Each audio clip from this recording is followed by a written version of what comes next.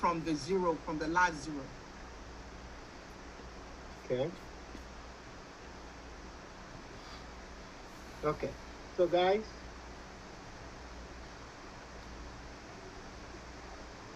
number one is everybody should catch this. Please. This, if you finish this class today, I can't remember this, then it was a total waste of time.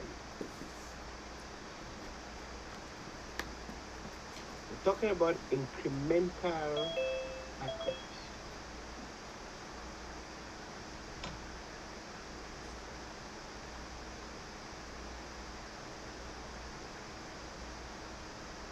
And what we're saying is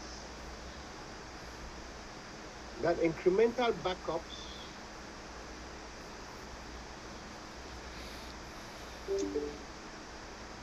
can be one of two types.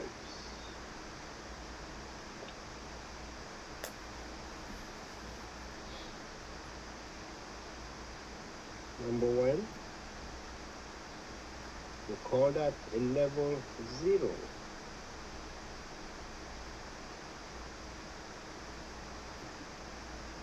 Level 0 incremental.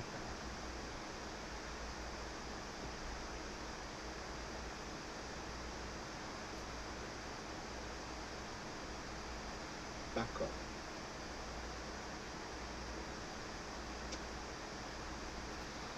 And that level 0 incremental backup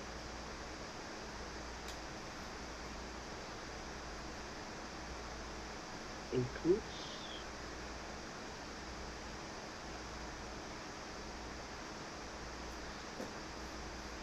so that backup, level 0 backup, let me do my see if I can write much better.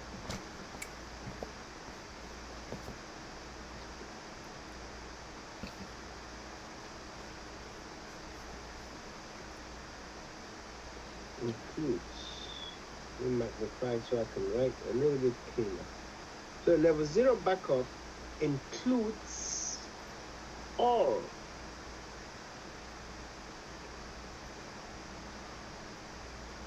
blocks. It includes all blocks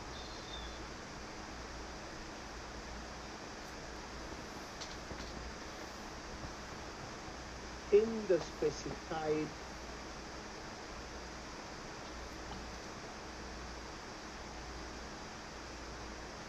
data files.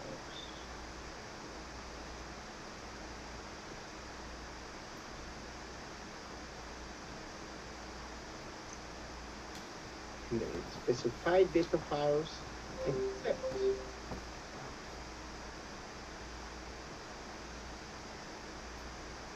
except there's a big except there.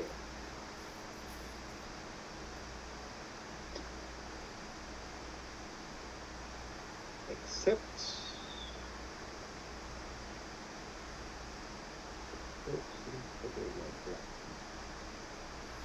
except for blocks that have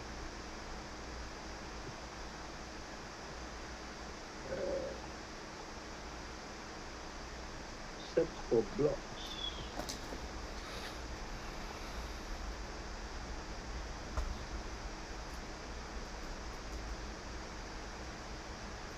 that have never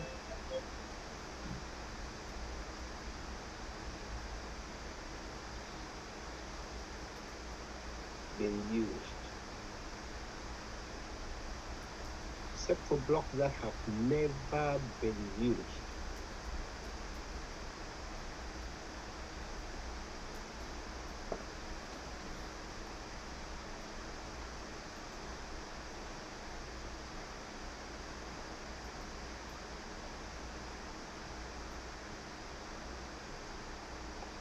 You can also put this like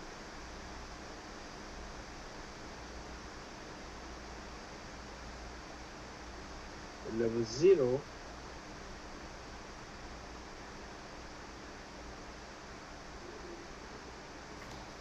backup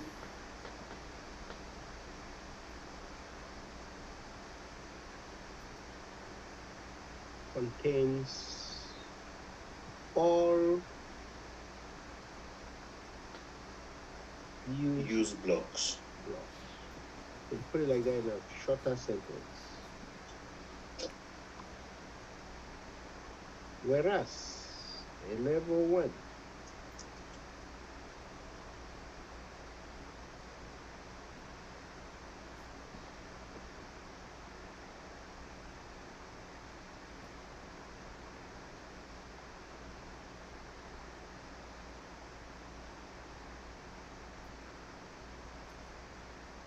level 1 incremental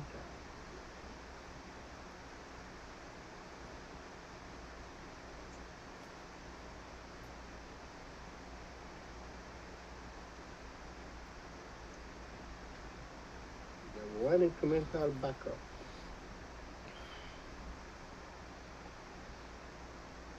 this particular one is a little bit different in that it can be one of two types.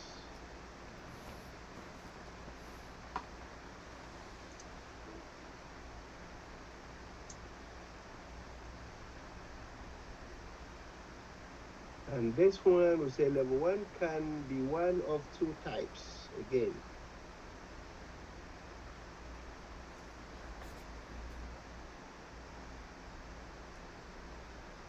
Can be 1 or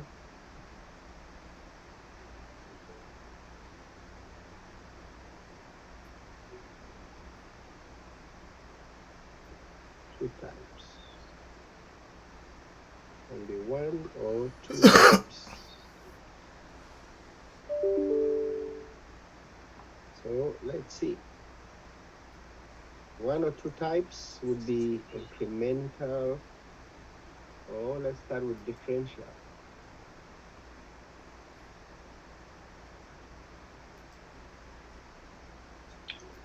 Prof, is that incremental level 1? Is it one of two types or one or two types? No, 1, okay, should be 1 of two. Yeah, that means that. So that should be of.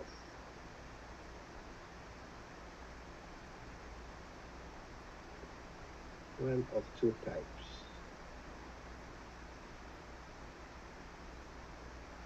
So number 1 would be the differential.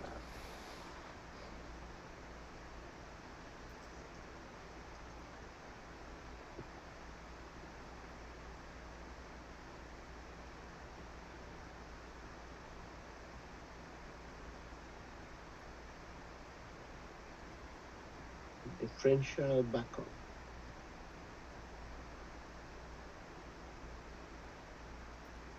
And this differential backup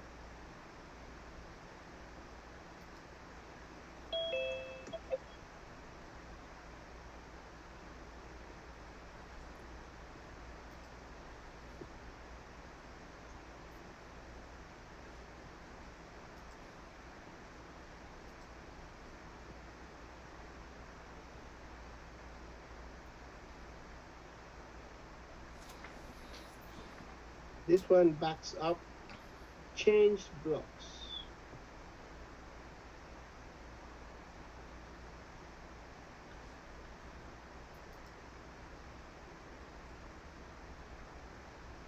This one backs up changed blocks.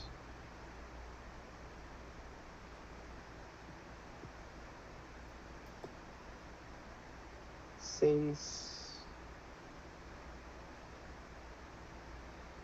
change block since the last backup at level 0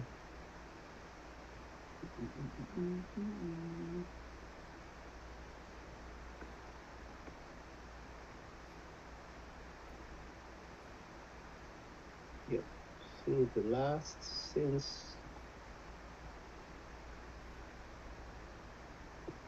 the last backup.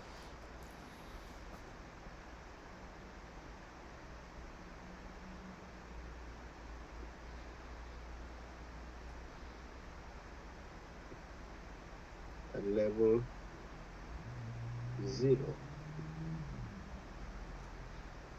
or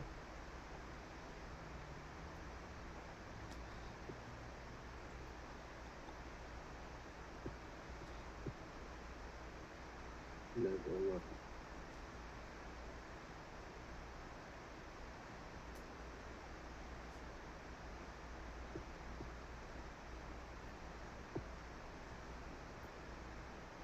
Cool.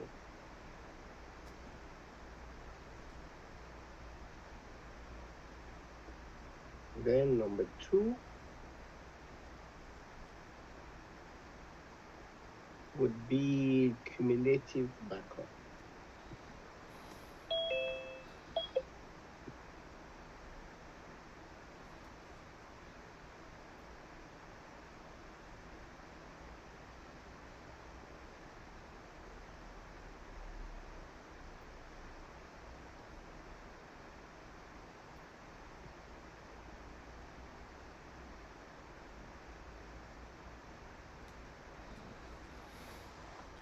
And for the cumulative, this one, for the cumulative that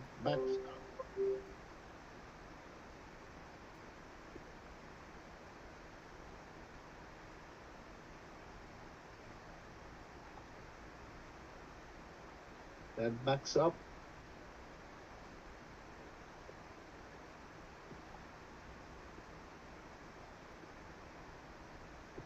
all changed blocks.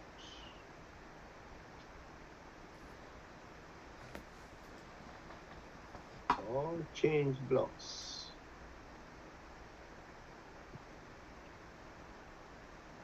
Since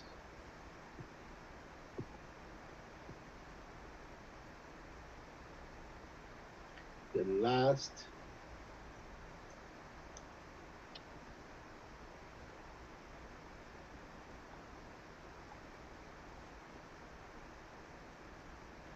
level 0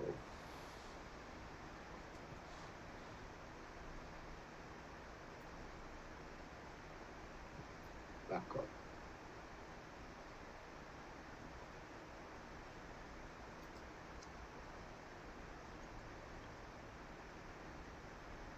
Cool. So guys, I hope let's catch the differences between these two. Very, very important. For differential, it is last backup at level 0, level 1, whereas cumulative is at last level 0 backup.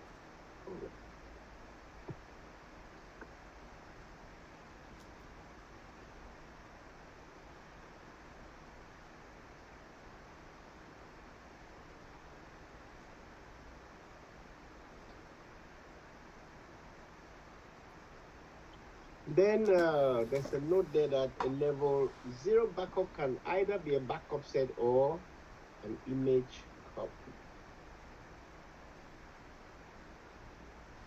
So let's make a note on the side here.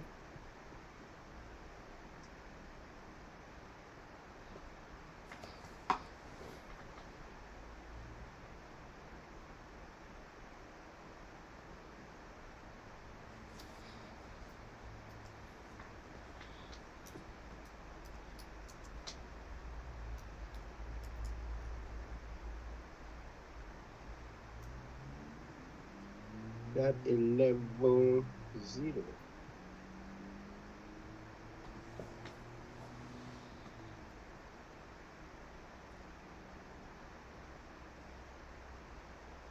level 0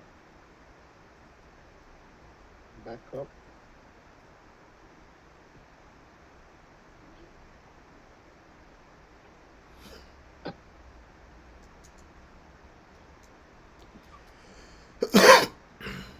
level 0 backup can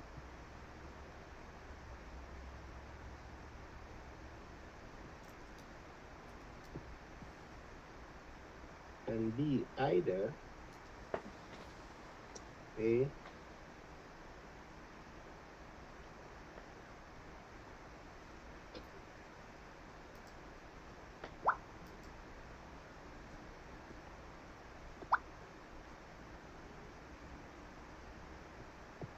Backup set.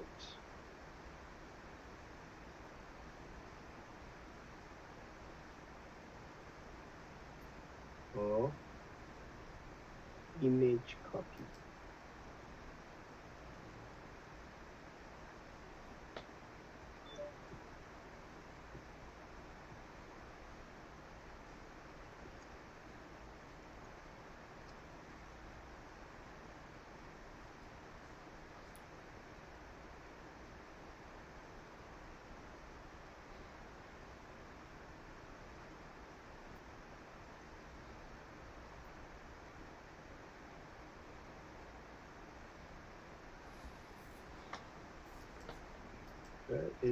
Whereas a level 1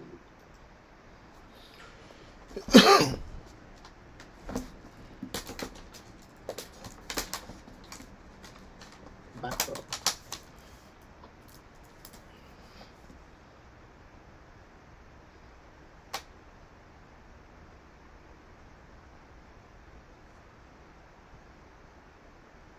and only leave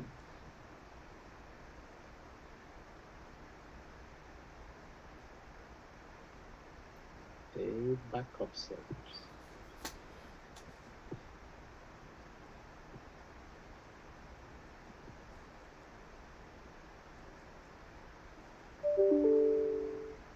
Very important facts to catch.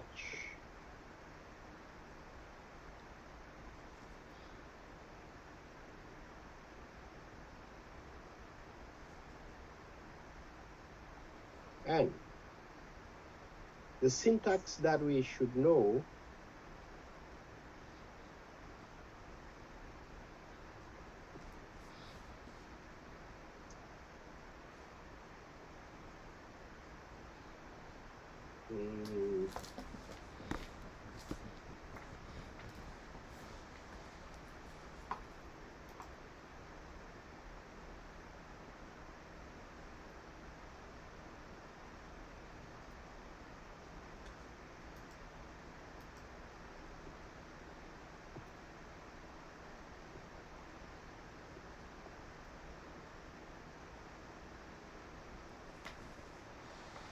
so Arman backup syntax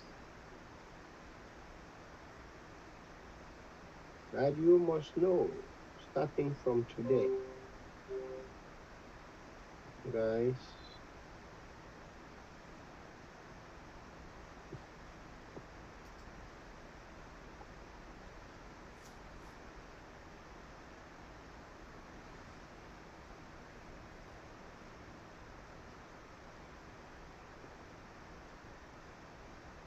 Arman target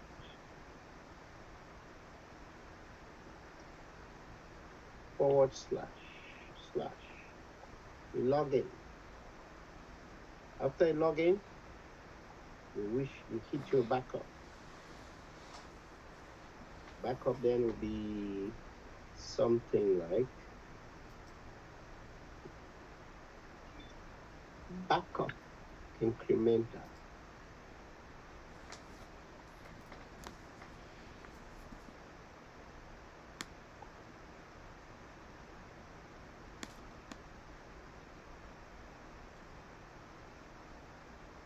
Backup incremental.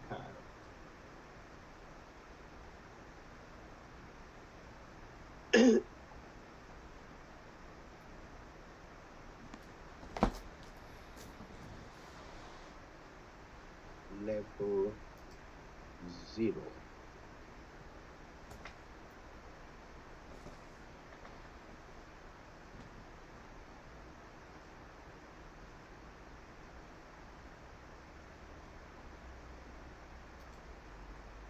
Then you say what you want to back up.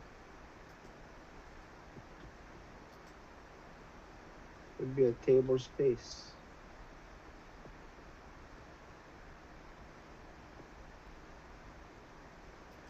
users. And you end that bad boy with that powerful command, right?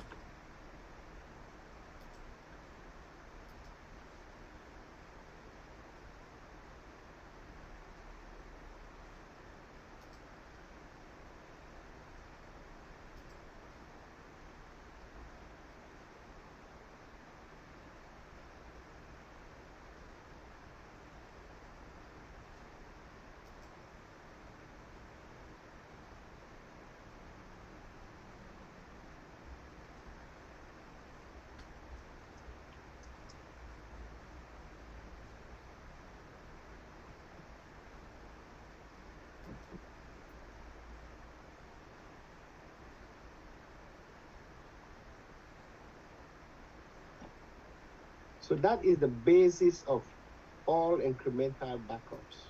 That's how you begin. So sometimes you may go level 0 instead of table space. You can put database.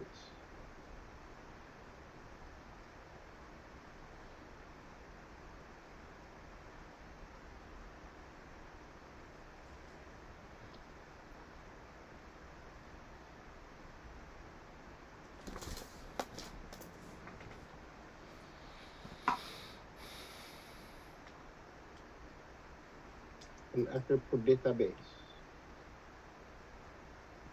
Okay. In other words, you do all that stuff there. You go da-da-da, same thing, and you do that. So, Prof, how do you specify whether you want backup set or image copy? No, it does it automatically. Okay. Oh, if you want copy, yes, you're going to, okay. By default, it does backup set. Okay. If you want copy, then you have to change the statement a tiny little bit. You put copy somewhere. But by default, it does backup sets because backup sets are more practical. So same thing with that statement up there. We may have, let me go down right, so next variation. We could do backup incremental.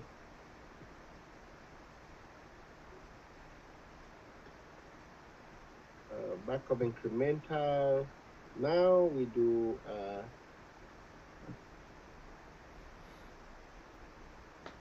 level 1.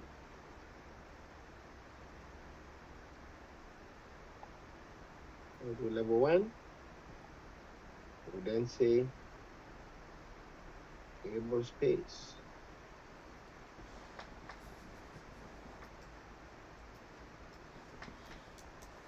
Give the name of the table space. Users is just an example, guys.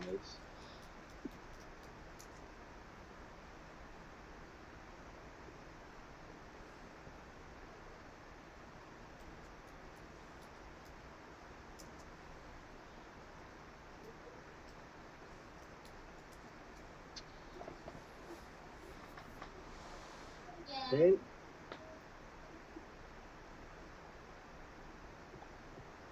you may also do backup incremental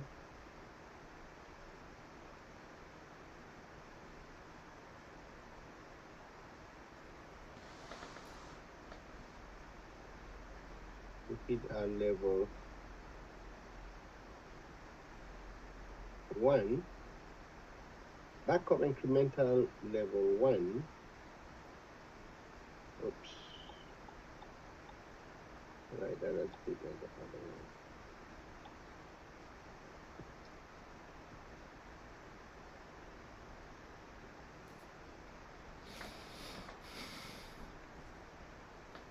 Then we add the word cumulative to it.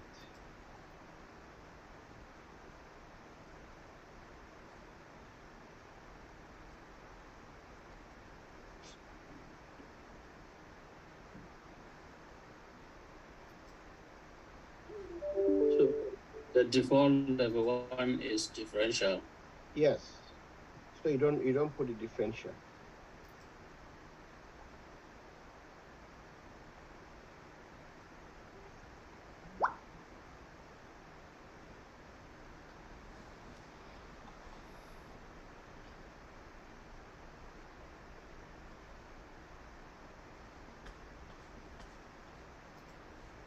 So up here, I will put something here. I'll say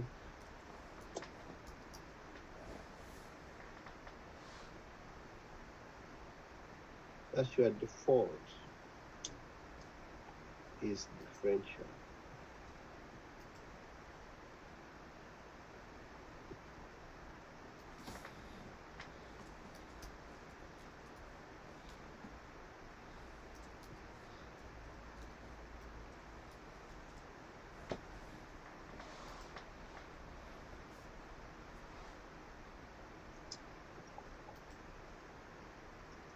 Note that default is differential.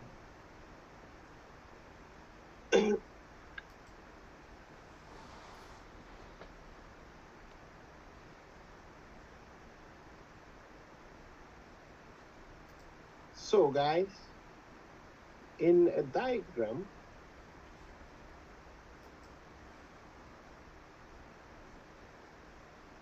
we can do this thing like this.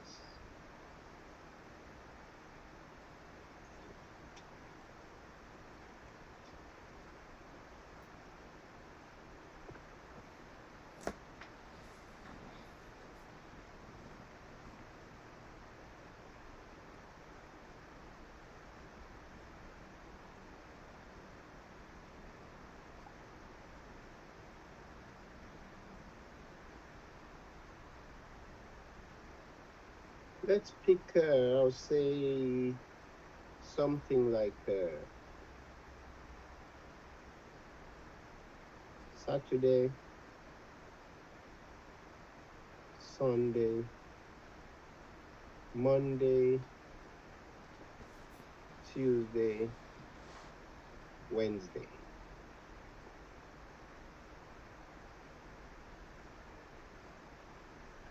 Let's assume that we wanted to do our backups on these days.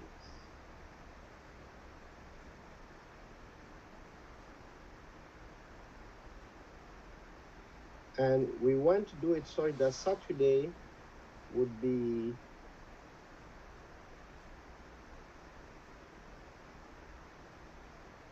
full or level 0. Sunday would be level 1. Monday, level 1.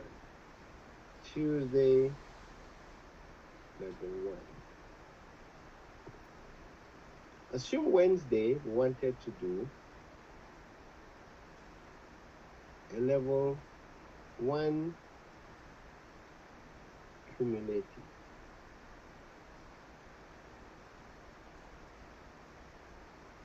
So all these other ones are level 1 differential.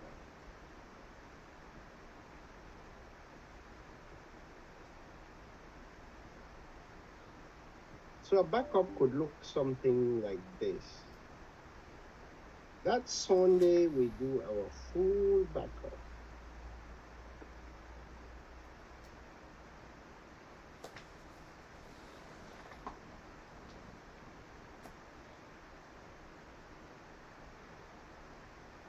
Then on Tuesday, if we're doing a differential, we'll say a differential would go from there to here.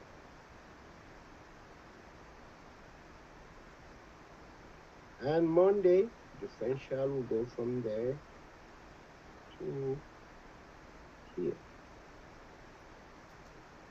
And Tuesday, differential goes from there to there. On Wednesday, the cumulative would do this. Cumulative would be from here.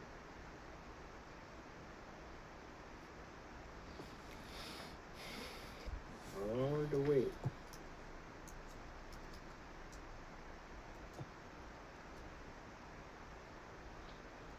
That would be our cumulative.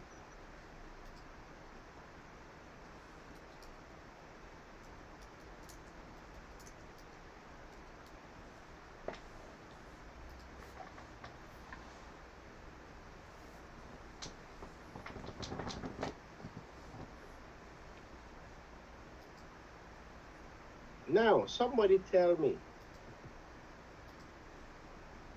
which one will be faster to back up? On Wednesday, let's say on Wednesday. On Wednesday, we have actually done that one too. So Wednesday, we also did a differential. And then we did a cumulative too. We did 2 backups on Wednesday. Somebody tell me, which backup is faster? A level 0? No.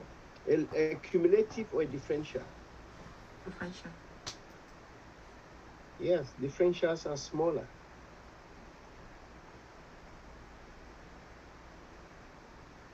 But differential backs up the last backup. As a matter of fact, hold on. I could have done this. Let me fix this so it makes more sense. Let me take away my cumulative line there. I just want to fix something here, guys. Since I took away all my space. I want you guys to just watch. If you were writing, just hold on a little bit. When I finish, somebody takes a snapshot. Oops.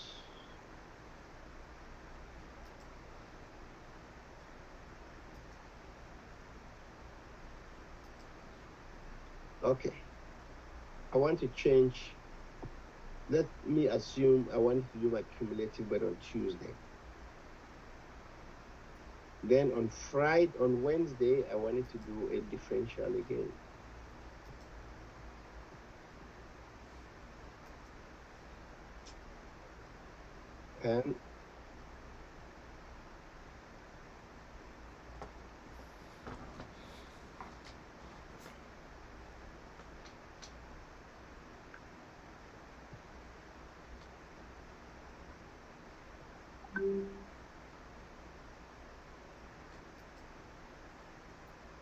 And let me do my drawing.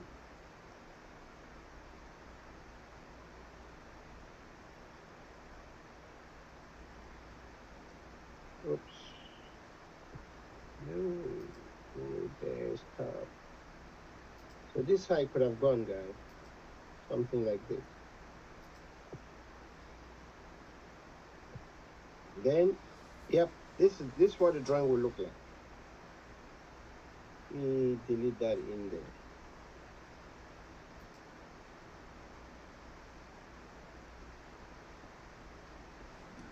Prof, I do have a question. Yeah. So what is the importance of doing differential when you can just set it up to do cumulative from the last level 0? Differentials are faster. Okay, so it's just because it's that. Yeah, I don't want to spend the computer resources doing all the changes, backup all the changes from the last. Yes. Okay. Let's also assume this, that on Wednesday, we decided to also do cumulative. You want to do cumulative on Wednesday? It's going to go like this.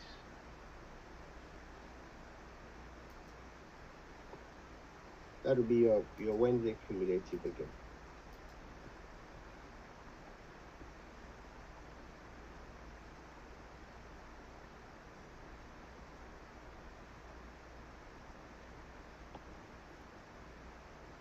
So guys, watch that. So this is what your backup will look like. If you intended to do differential and cumulative on Wednesday,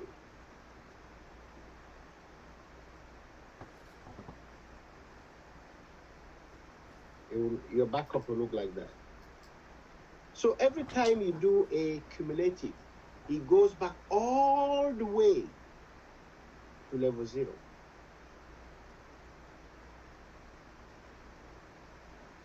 Does that make sense now to you guys? So someone just copy this, put it there, maybe look at it. Any question on this diagram? Yes, Prof. My question is related to what Deborah was just asking. So, in same line with managing resources, this cumulative, how useful is it? Because if you already have this differential backups, there's no point to do that cumulative, right?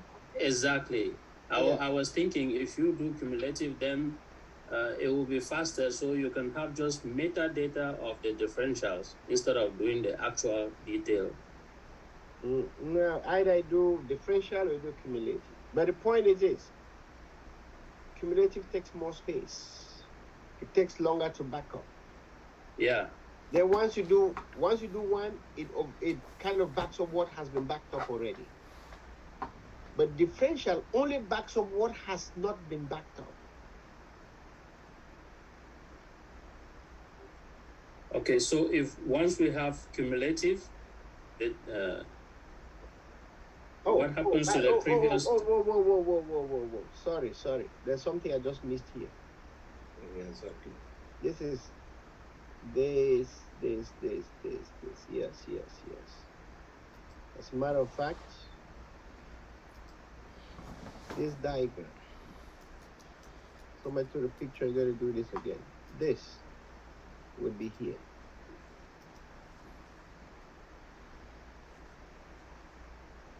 We have to shift it up. We have to fix something here.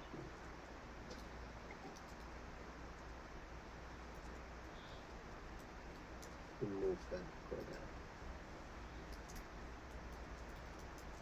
In other words, a differential would always begin where a cumulative ended. As a matter of fact, yeah. To make my diagram clearer now I get it. Let me take away this one. So on Tuesday, we did just a cumulative. Cumulative will go back all the way. Then if on Wednesday, we decide to do a differential will start from that last cumulative. It will not go back all the way. It will not go back to the last differential.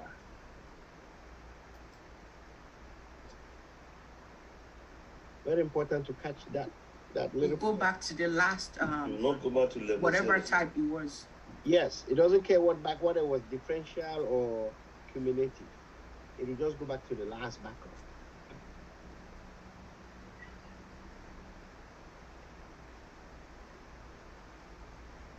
So this is just to explain difference between cumulative and differential. Somebody take a picture of this one for us, guys. Take it, put it in a group. So we need the whole page. Yeah, no, I want to take it from here first. As a matter of fact, take me a picture of this one first. That one.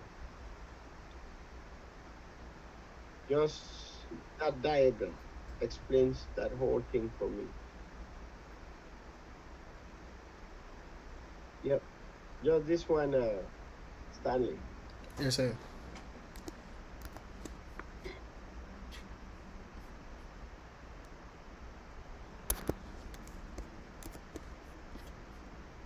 Then, okay, you want the whole page, you can do, yeah, okay. All right, that's the whole thing I just talked about today. And, my God, the class is over. Okay, take that, and then let's go back to the notes. Let's go back here. And I spent time here because this applies to all databases. Oh. Did you the copy of that? No, Prof, can you put the last page, the full page? So, let's go now talk about, what is this? Level 0. Prof, can you put the full page take back? The snip yet. Yeah. Of the whole page. The full page. You know, so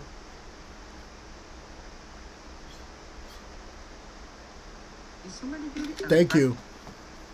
Yeah, why don't you take it? I took it, sir. Then I'm talking about somebody who's asking. I want everybody to learn how to take this, put in their Evernote. You don't have to depend on somebody. If you don't know how to take the screenshot, you better ask. I already took mine. So, level 0 backup, guys. What's a level 0 backup? Here we are told it includes all blocks in a database object, except for blocks that were never used above the high water mark. And also high water mark long ago. Now, subsequent level 1 backups use the most recent level 0 backup as the base for comparison when identifying change blocks.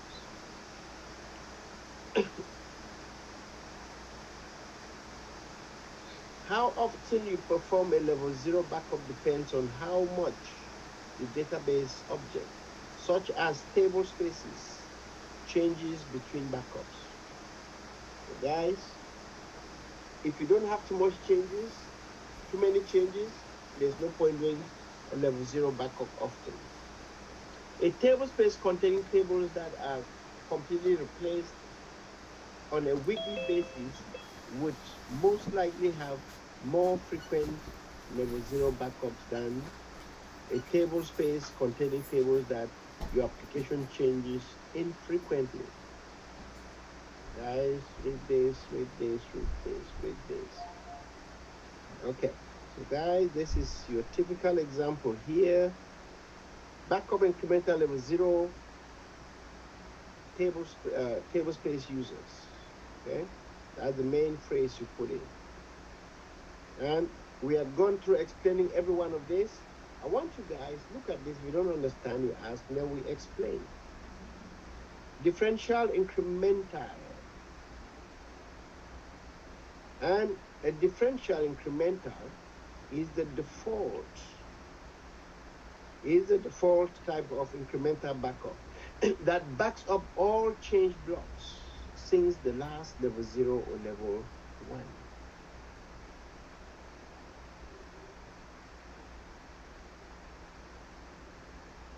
Again, using users table space, and when you do this, the big thing is you add that word incremental inside that statement. So you gotta add that word inside. Cool.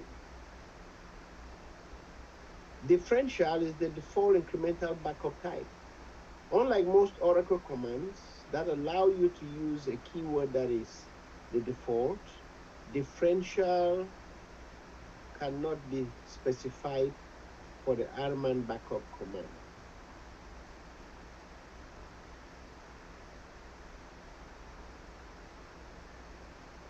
Cumulative incremental backups.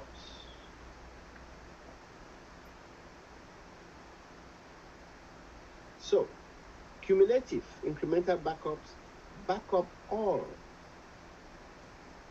change blocks since the last level 0 incremental backup. Okay, you perform a cumulative level 1 backup the same way you perform the other one, but you gotta add that keyword, and that's why they do it here. They add cumulative right there. Same exact phrase, but the word cumulative is added. So if you go to the top, they simply made incremental. So it's that same command, but they add one more word inside. And let's go.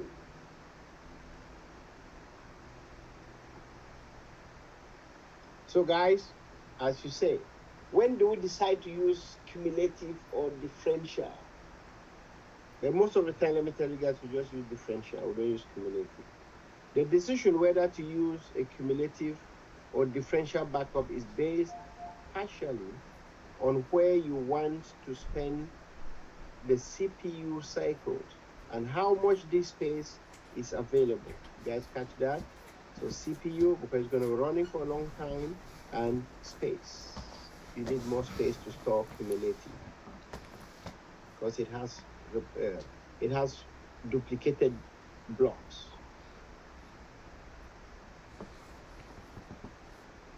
So using cumulative backups means each incremental backup will become progressively larger and take longer until another level 0 backup is performed.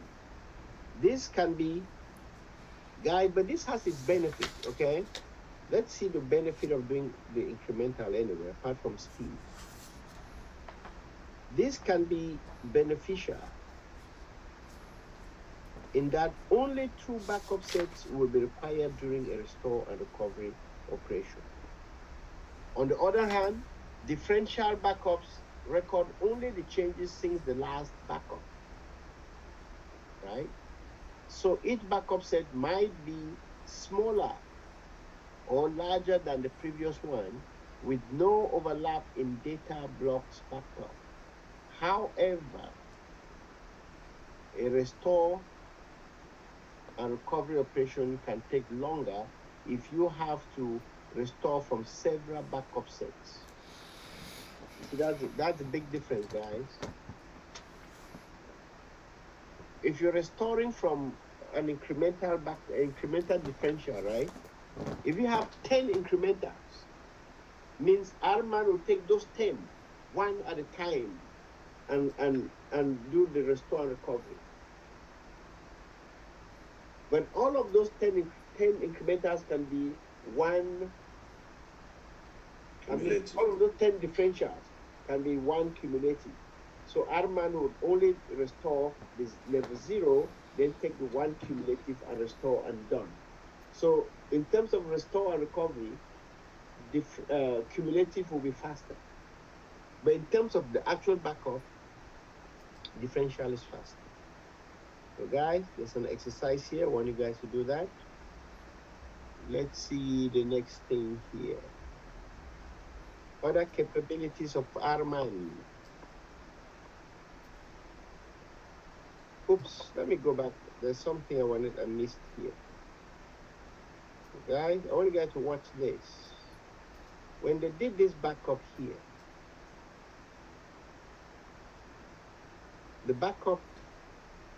this backup, right, is using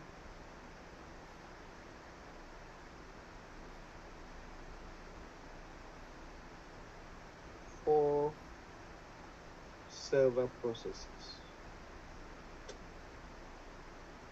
And therefore, it will do this in parallel. So this backup can be 4 times faster than a regular backup. It's not using just one channel, it's using 4 channels. Let's see these other capabilities of Arman they're talking about here. Guys, page 705.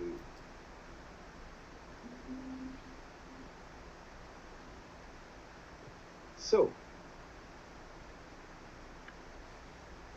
Arman provides a number of options to make multiple copies. So guys, make multiple copies of your backup simultaneously. So guys, catch that, multiple copies simultaneously. And it does that to create backups of your existing backup sets or to skip unnecessary backups of read-only table spaces. As your database grows in size, you inevitably have some really big data files that will take a long time to back up as part of the full database backup, if backed up as a whole. Therefore, Arman supports something we call multi-section. Okay? So Arman supports multi-section backups so that the large data files can be backed up in pieces in parallel.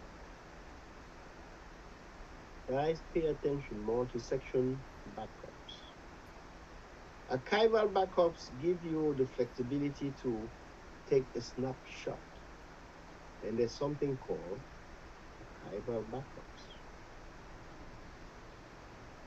I want to give you the flexibility to take a snapshot of the database and retain it indefinitely for a specific period of time.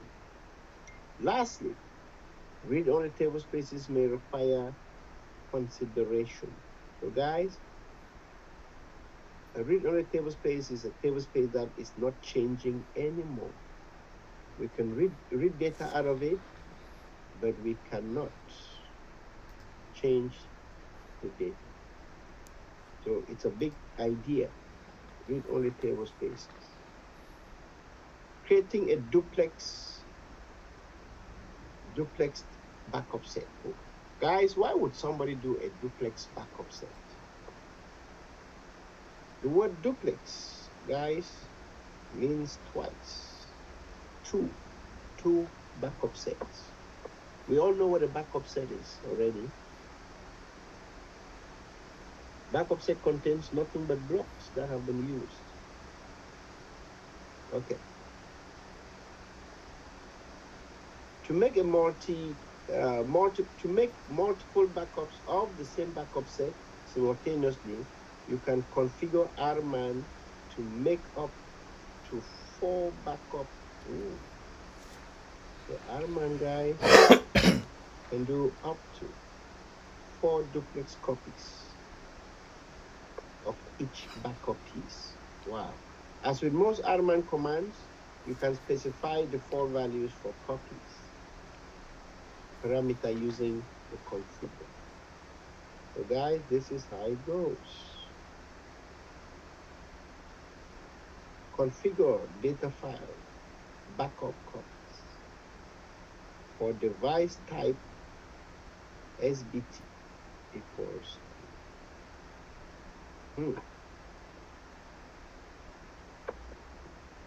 Pay attention here, guys. Pay attention. Let me see what to explain here.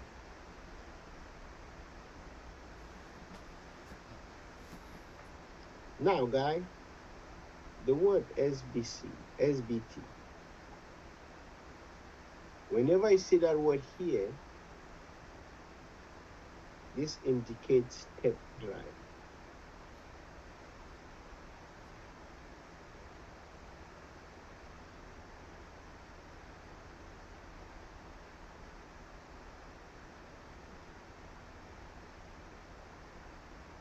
That indicates a tape. I mean, they're backing up to tape here. But guys, 3 times. I mean, that backup to tape will produce 3 copies. But before it backs up to tape, there's always a backup on disk. That's why we'll end up with 4 duplex copies. So when we enter that command there, guys, of course, remember we're using configure. That's inside RMAN. We're trying to set that up. But they tell us if we start to back up like that and back up the same files 4 times, there's some restrictions. It says you cannot duplex backups to the FRA. Remember, fast recovery area? We cannot back up duplex backups there. And you cannot duplex image copies either.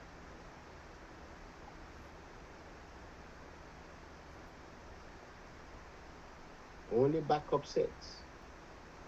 So guys, you can duplex backup sets, but you cannot duplex image copies. Hey, who remembers what an image copy is? Anybody? An image copy of a data file, what is it?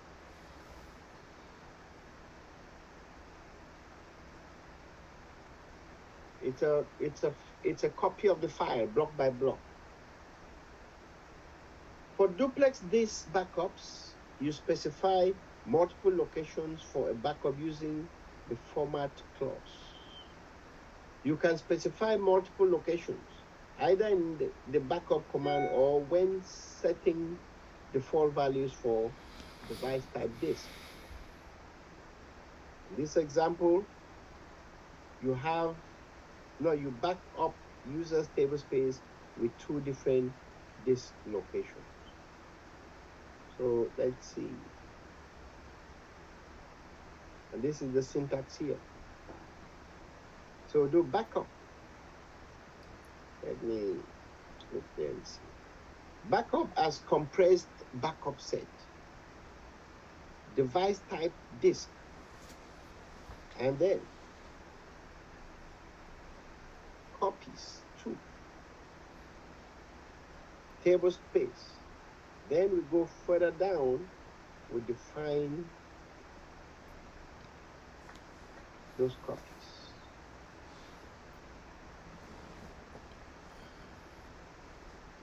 That's under the format command, right? You format that, and you specify where you want the backups to go. And remember, when you look at this, that's a path, right? And then that one there would be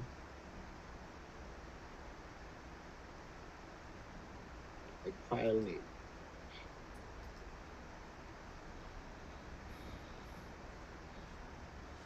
Good. Everyone should remember that %u, right? We've seen that a couple of times. That one generates unique names for each piece of the backup. Creating backups and backup sets. What time is it? Oh my God.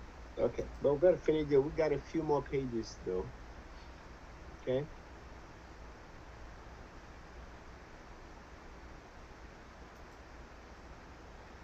So let's talk about this section here. Hold on, let me see. Yeah, creating backups. Backups. So guys, in other words, we can back up a backup. Okay, that's what they're talking about here. Backup, another backup. So take the backup set to back it up again. That's when they require it, back it up to a place like in the cloud. One option for creating a second copy of your backup is to create a backup of the existing backups. If your backup sets are on disk, you cannot back up existing backups that are on tape. So guys, only backup things that are on disk, like that. So if your backup sets are on disk, you can use the backup set command to copy all backup sets on one disk to another. Okay. This command copies, so guys, they give us an example of a command here. It copies all existing disk backup sets to the default tape drive. See how simple the command looks? Backup device, SBT. Then the magic command there is backup all. If you want to keep a recent backup sets on disk and other backups on tape, you can use the completed or delete input option. Okay, in the following example, all backup sets older than 2 days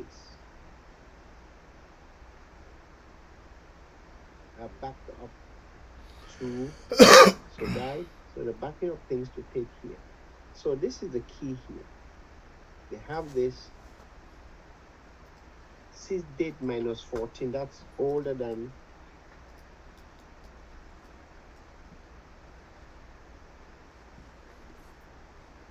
that's 2 days. So guys, let's dissect this statement.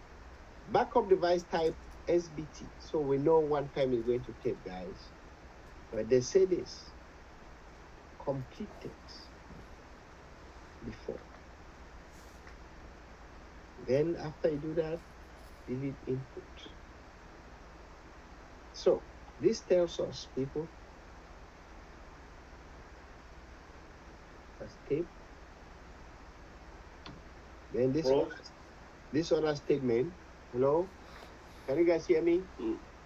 Yes, I can hear you. I think there's a mistake somewhere. The 2 days is not supposed to be there because in the note is 2 weeks. I think it's 14 days. It's okay. 6 date minus 14. Oh. Yeah. Thank you. Did I record that? It should be 2 weeks. 2 weeks. 2 weeks. 2 weeks. But 6 date it counts days, not hours. Yeah, it should be 2 weeks. Thank you. Tape. So backup device type SBT. So we're backing up to tape, and we're backing up only backup sets that were completed before 2 weeks. In other words, backup sets older than 2 weeks. Then after back them up, delete them. That's what that delete input there means. So back up and delete whatever you've backed up. Okay, backing up read-only table spaces. Hey guys, if you make a table space read-only and you leave it for 1 year, within that 1 year, would any data get into that table space? No. Nope, nothing will get in there. Which means you back it up once. You don't have to back it up again, except you lost the backup that you did. Backing up read-only table spaces, as let's see here. As you might expect, backing up a read-only table space needs to happen often enough to satisfy the retention period configured in RMAN. You can force RMAN to skip. So this is the key here, guys. Force RMAN to skip read-only table spaces, table space. And you do that by using skip read-only option in the backup command.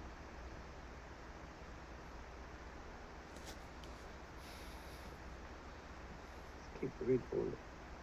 If you have configured RMAN for backup optimization, RMAN backs up read-only table spaces only when there is not enough backups of the table space to satisfy the retention policy. Guys, this is something we saw. We saw this backup optimization somewhere. So they say that if you configure it, RMAN would normally back up read-only table spaces only when if things have changed somewhere that are affecting that table space.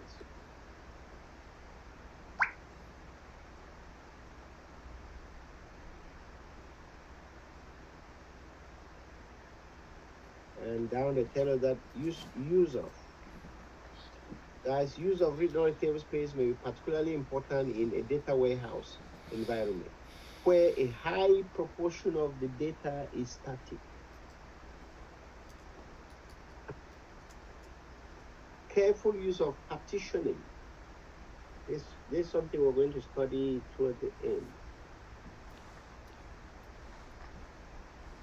There's something called partitioning, right?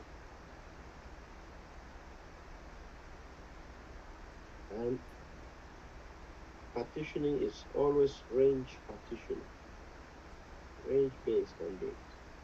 But all the same, careful use of partitioning, typically range partitioning may mean that many table segments and index segments, if the indexes are locally partitioned, can be moved to read-only table spaces, hugely reducing the time and space needed for backup. Hey, bottom line, guys, if you have a table space that's read-only and you turn on optimization, RMAN will always keep that table space unless it is very necessary to back it up for data synchronization in the entire database. Okay? creating an archival backup. This is a backup that you want to keep so that that retention period will not affect it. That's what it is. Archival backup. So by default, Arman keeps your backups and archive logs, but only to satisfy the configure retention policy, but also to provide a mechanism to restore your database to a point in time between the backup and the present. Arman uses a combination of full backups, incremental backups, and archived redo log files. In certain situations, you may want only a snapshot of the database at a certain point in time for archival or regulatory purposes. This causes two complications with the default Arman configuration. First, your snapshot will most likely fall outside of your retention policy. Okay, let me don't read that. I'll skip that. Let's just go down and down and down. Let me go further down. I read everything I will not finish. Arman addresses the need for database snapshot by using something we call archival backup. If you label a backup as archival, Arman does not consider the backup to be obsolete using the configure retention policy. Instead, Arman marks an archival backup as obsolete after the amount of time you specify. Okay? Alternatively, you can specify that Arman keep the archival backup indefinitely. Yeah. You can do that. That the backups will stay indefinitely. So, what's one of the uses here? So you can use the archival backup to migrate a copy of the database to another system for testing purposes without affecting the retention policy of the original database. Once you have created the database on the test system, you can delete the archival backup. Okay, already clear. And a restriction for archival backup is that you cannot use the fast recovery area to store an archival backup. It must be stored in a special place, because if it's in the FRA, it could be deleted. If you have a fast recovery area configured, you will have to use the format parameter to specify an alternative disk location. Additionally, a tape device might be the best option for long-term storage.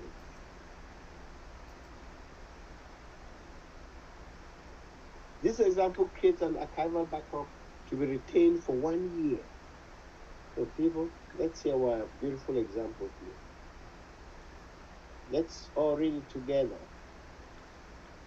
It says backup as compressed backup set, database format, blah, blah, blah, blah, and tag. Watch that word there.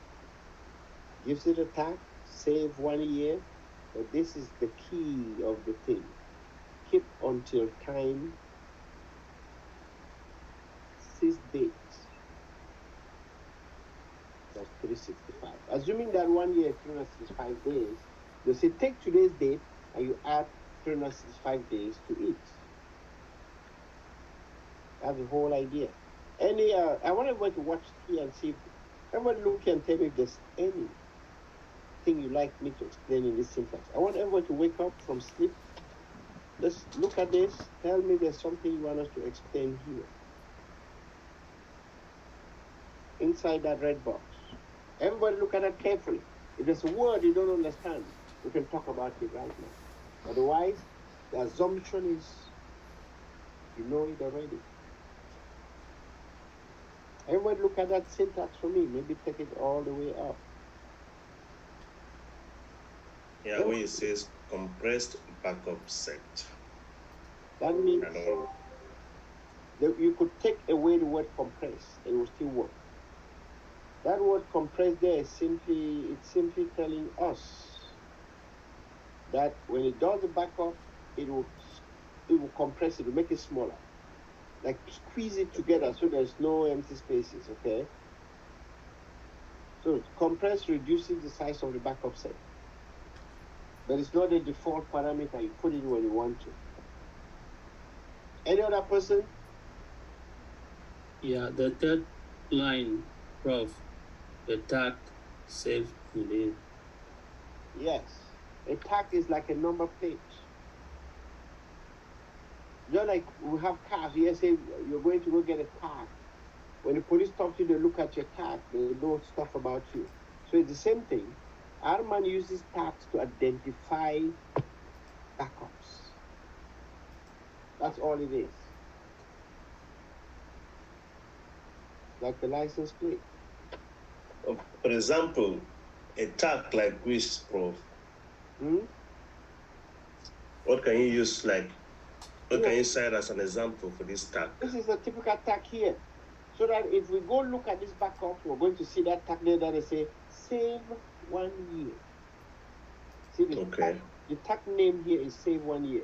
Remember the other day I did list backup, you remember I type a command like that? If I type that list backup, it will show me the tags. And from the tag, I will know what that backup piece is for. Which backup the backup piece belongs to. They are just identifiers. Cool. Let me see the next section here. Hey, watch this one. You can decide that, hey, you see like here, they keep that backup for 1 year. 6 days plus 3. But you may say, I don't want it for 1 year, I want it to be stored forever. You actually do keep forever. And see, the tag is just a name, so you change the tag name there.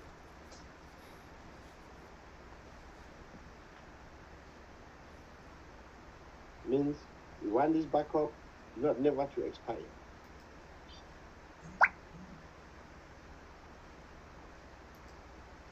Yep, say you can perform the same backup but retain it indefinitely.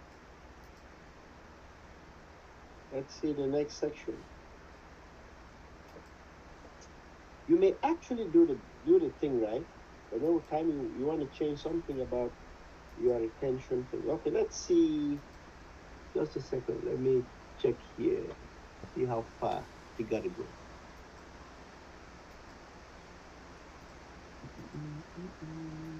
Okay, finish that one. Okay, right here. Hey, in some situations, guys, you might want to change the status of a backup.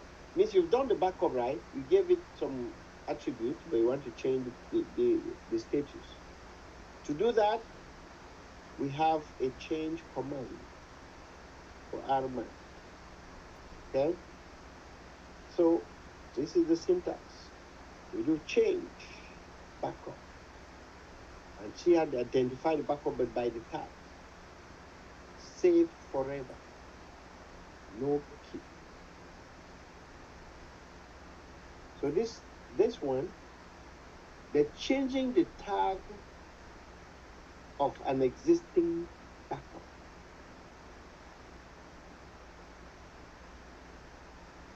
So they're changing that tag. The tag now would have that value. No keep means don't keep it. Get rid of it. But that's just a name that you make up, okay? Depending on the retention policy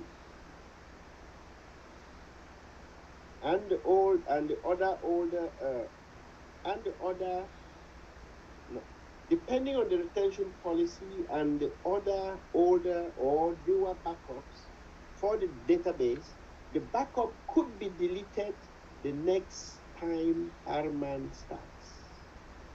The backup could be retained longer if the configured retention policy needs this backup to fulfill some conditions.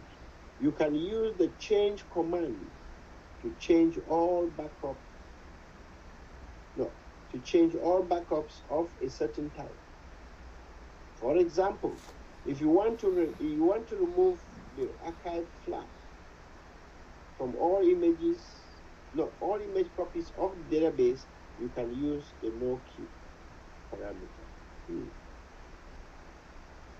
Okay. So like here, the guy does change copy of database no key. He's just doing some changes. You will never be asked to do anything like that, except you. Creating multi-section backup. So guys, you have a backup, right? You have this data file. One data file is 10 terabytes. And you need to back up that data file.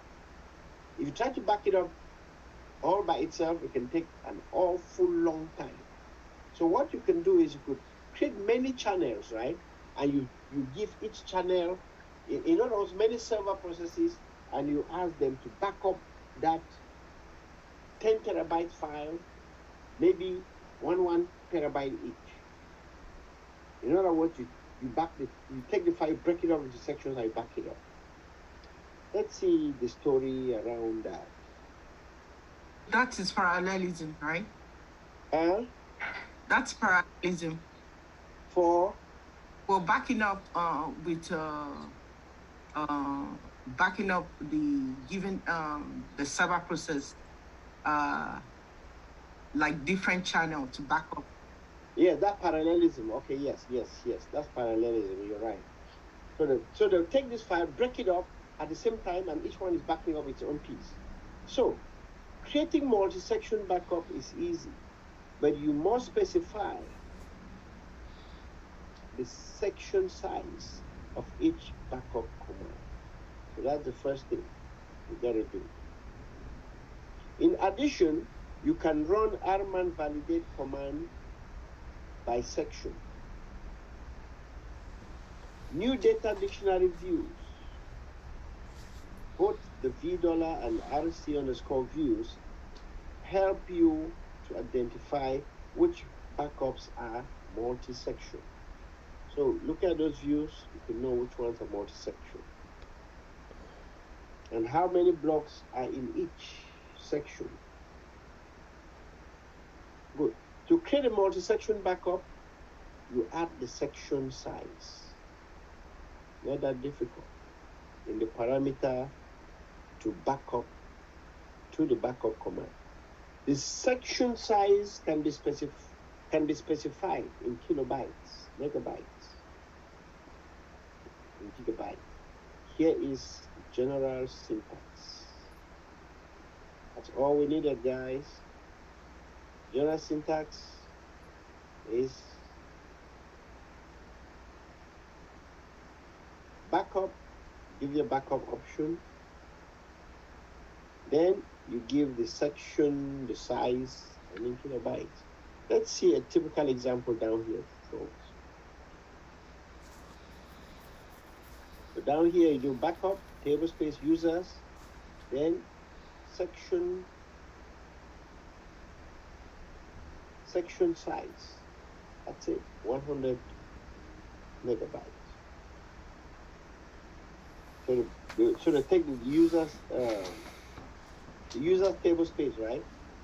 And they're going to take any data file inside and they break it down. When they back it up, they're going to back no backup piece with more than 100 megabytes. Let's see if there's anything else. Any other thing? No. We're almost done. So guys, if you read that whole thing, it will tell you that backup, the backup up there will produce 3 backup pieces. The first 2 were 100 megabytes each, and the third piece was about 50. All right, guys, let's go back to the syntax. Watch here. The user tablespace is 250 megabytes, and we're backing up in 100 megabytes increment. Therefore, our backup would be 100 100, that's 200 plus 50. We add that all with 250. So this will be the backup pieces.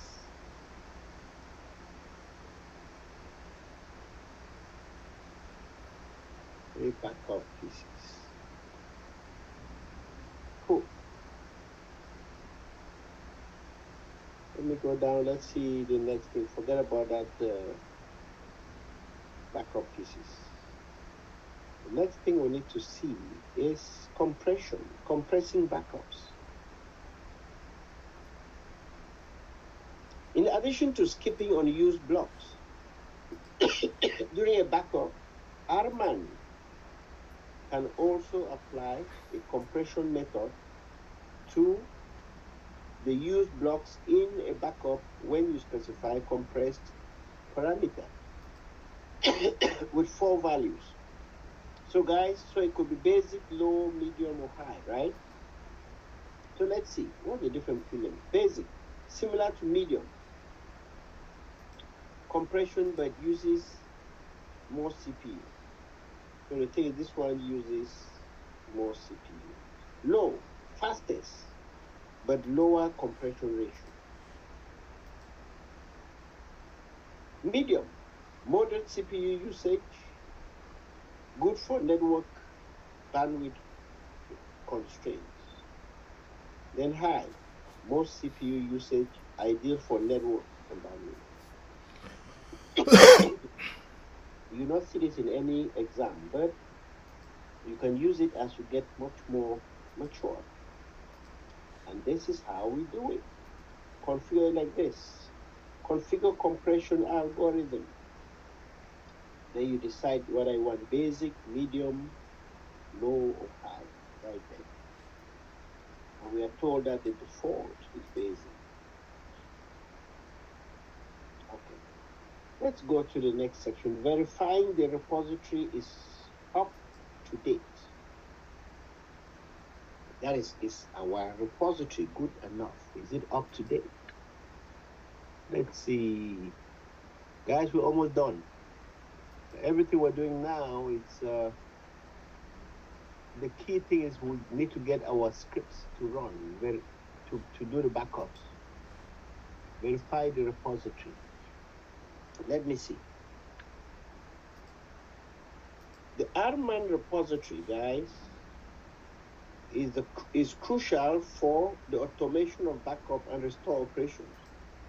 It is therefore, for that reason, therefore important, it should be accurate, that the backup sets and archive log files that are registered in the repository do exist. So always have to make sure that those files are there. When a backup is made or an archive log file is created following a log switch, this information is, of course, registered automatically. If a backup piece or an archive log file is subsequently removed from, this is the part here that we are interested in. So if a backup piece or log file is subsequently removed from an operating system, by an operating system utility, rather than by RMAN operation, the repository will no longer be correct.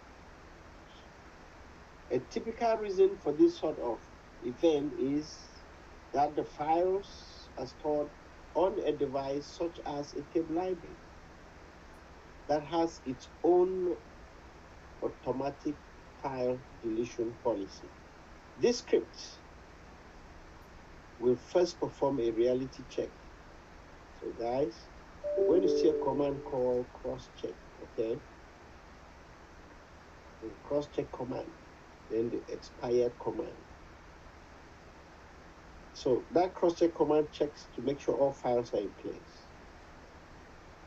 And then delete references to files that no longer exist with the delete . So guys, so we use delete expired to delete files that are bad. Cross-check just to check to see if all files listed in the catalog are actually on disk.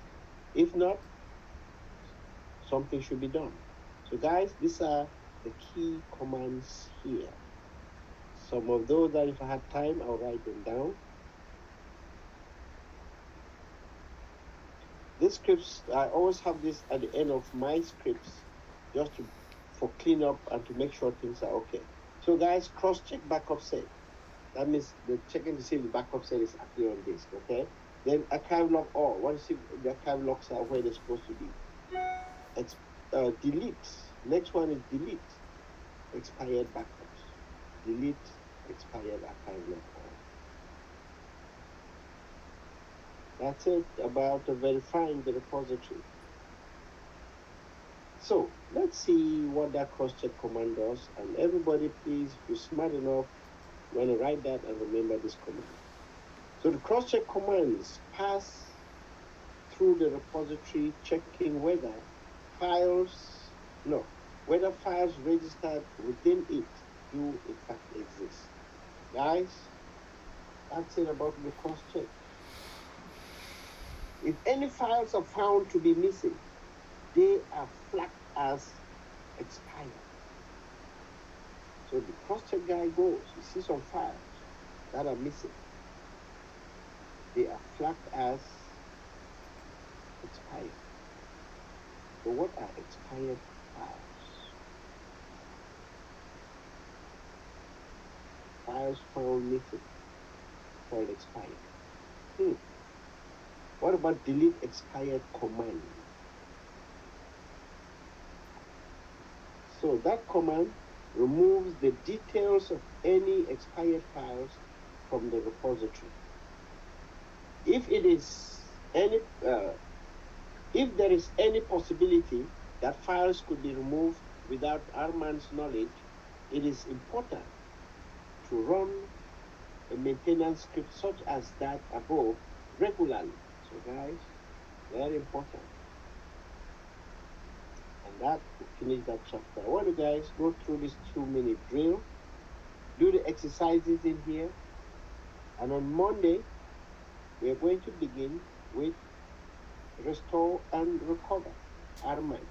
Way easy, guys. This one is so easy that I may only just do the exercises. So what I want you guys to do is to read for me chapter 24. So that on Monday, it is, let me see, that chapter is 32 pages. I would not finish that thing on Monday. Otherwise, you guys will not go home. So we can catch up. Prof, what about the document that you were going to give us? The RIMB document. Which one? They want to do the recovery catalog. Oh, to create the recovery catalog? Yes, that you said you can give us. Yeah, so I can give you guys a document to do it, but I think you have way more important things to do than spend time on that. Okay. Yeah, well, don't worry about that recovery catalog. Till the day you have time, you have nothing to do. Okay, sir. I could say then maybe do it, but frankly speaking, apart from that, no. So let me just a second, guys. What time is it? Oops, it's 11. Yes, my other guys are waiting for me. By the way, I have my introductory kind of class on Saturdays. Some of you can join to help the newbies, people who know nothing in computers. And if you're interested, join and help and share with your friends. So, coming back here, guys.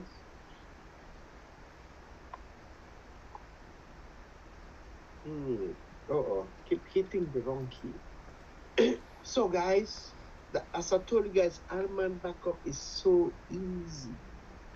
It is so easy. Right now, before you all leave, I'm going to give you guys this notes to use in configuring Arman backups the right way for everybody, for all the 4 databases we have. So everybody should do that, okay? So just a second there. Let me do some other stuff here. Dun, ding, dun, dun, dun, dun. Prof, I noticed we were when we use the data bomb, we talk about table spaces and also schemas, but with Arman, is it because schema is logical that Arman doesn't do Yep. schema? It doesn't go. You don't do schemas. Schemas are logical. Arman deals with data file. The physical file, yeah. Yeah, the physical file, the blocks. Just 1 second. I gotta bring this to you guys before you all leave. Just a second. Just a second. Where's my Arman thing? Got to put that in the right place. Just 1 more second. You get it? Share that with you guys. Dun, dun, dun, dun, dun, dun. Just a second. I would get this and share this with you guys. This is my May class here. May Oh, so we are going to delete what we had first in the Evernote, the one we had before, because this one you are going to share is the updated version. Of what? Well, you did some corrections on that document. Which of the one Document for data pump. that was The data pump. Now we're talking Arman. No data pump anymore. That we're done with that. Done with that. So instead, Mr. Cho, can we please have the new documents so we can save it in our Evernote? which of New them? one for data pump, so we don't use the one that has the mistake on it. Yeah, it's in the group. Okay, thank you. Stanley put that in the group. So, guys, let me share this with you guys right now. Let me do copy. The one in the group was shared by Prince. Yeah, but okay. Zion, you take note. Copy share. Is Yes, it I see it. I see it. Prince just put it there before we started class? No, Prof came. As I we was Prof started who class. asked him to put it there, yes, during the class. Yes, just yes, Prince shared that one. That's true. Just a second. I gotta give you guys this before you leave. Let me sync here. Where's my Arman notes, buddy? Just want to get it so I put them in the right places. But the note I'm giving right now, the one for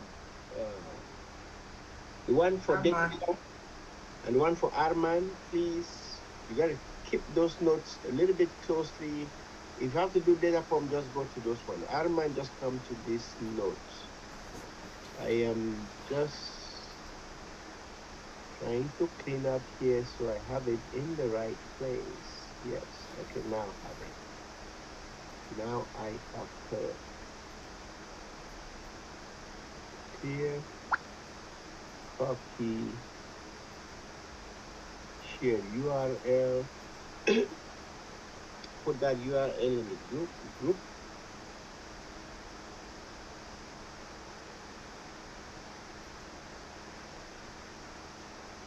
And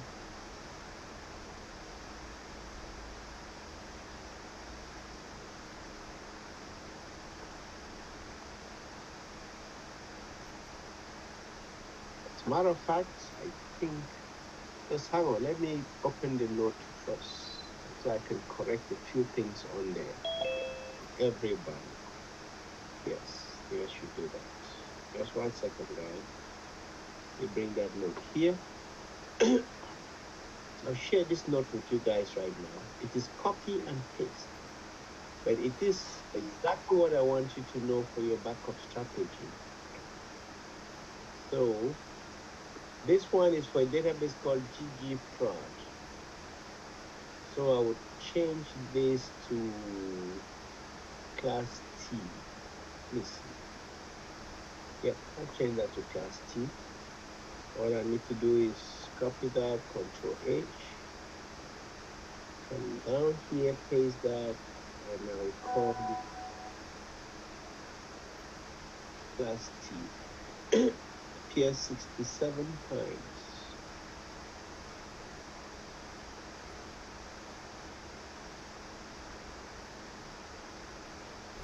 Yeah, 2 times in lowercase. So I do replace all. Right, so I replace all. Then I see that GG prod appears somewhere in lowercase. I do GG prod. And also put class T in lowercase. Because there's some directories in your machine following that OSA that are in lowercase. I got 5 of them today. So I do replace all. So I've edited that note. And for that reason, let me sync my machine before I share that with you guys. I do sync.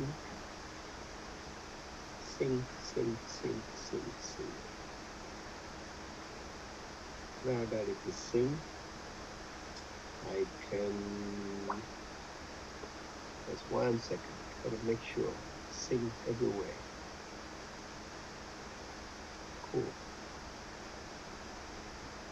All right, then copy that URL, copy, and share with the class right there.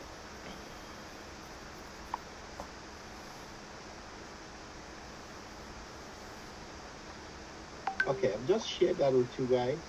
And let me put that inside our to-do thing here.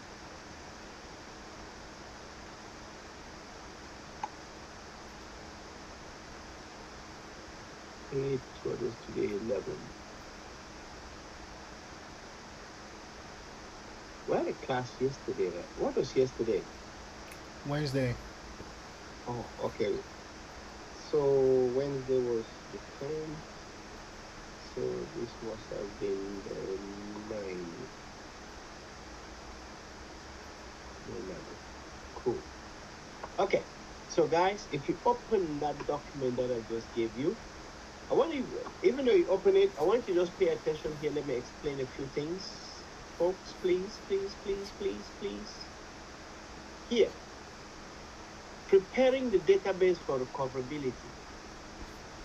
Okay? So, the first thing you do is configure the file system and database structure following OSA. And how do you do that? It's a bunch of 7 things here. Control files must be multiplexed. You know that already. Online ReadyLog files must be multiplexed. Database must be running in archive log mode. Archive log files must be multiplexed. Enable flashback. Enable block change tracking. And do regular multiplex backups. Cool. Then, D, configure physical files with RMAN. Control file backup facility on. So turn control file backup facility on. Encryption, parallelism, multi-path backup. Remember, just did that for large data files.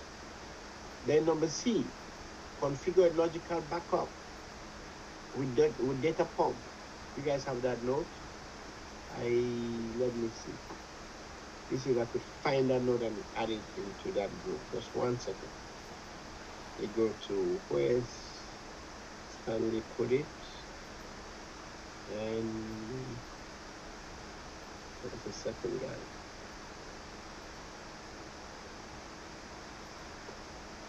Okay. Right, 1 second. You're always lagging. Outstanding. Just a second. Just want to add something there. That logical backup. So C Oops. See that link. No, not that one. Just one second. Excuse me.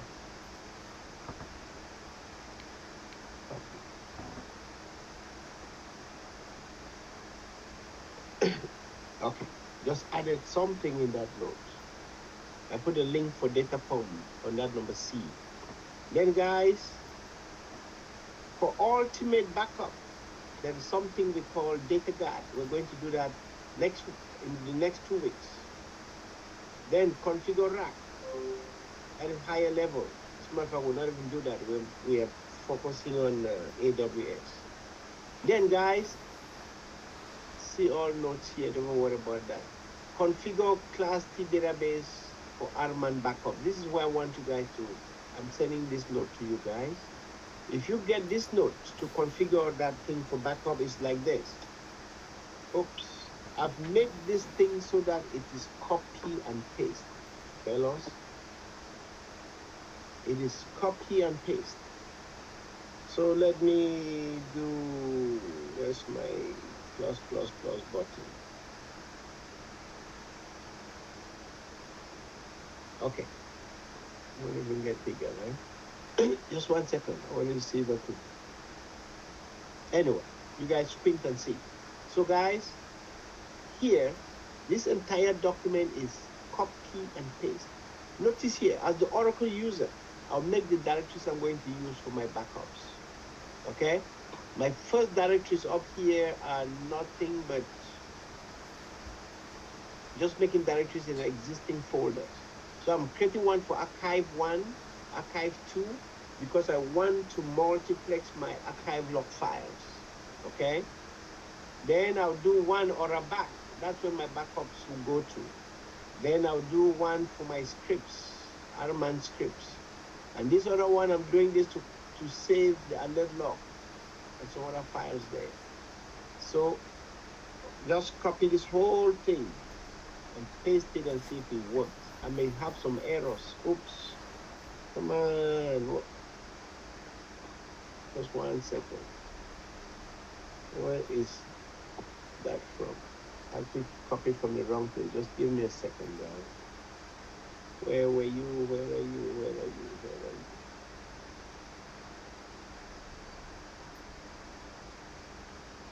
Am I working from here? Bad idea.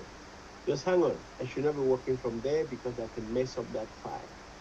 Let me take the URL and work from maybe here or maybe here. Just 1 second. Let me carry the thing over.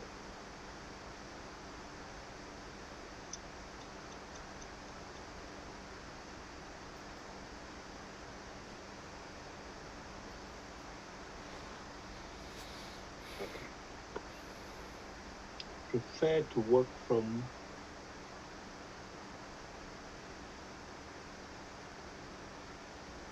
there, where everybody would be. Where is the Evernote thing? It's not opening. Come on. Okay, while it's opening, let me just copy this and paste.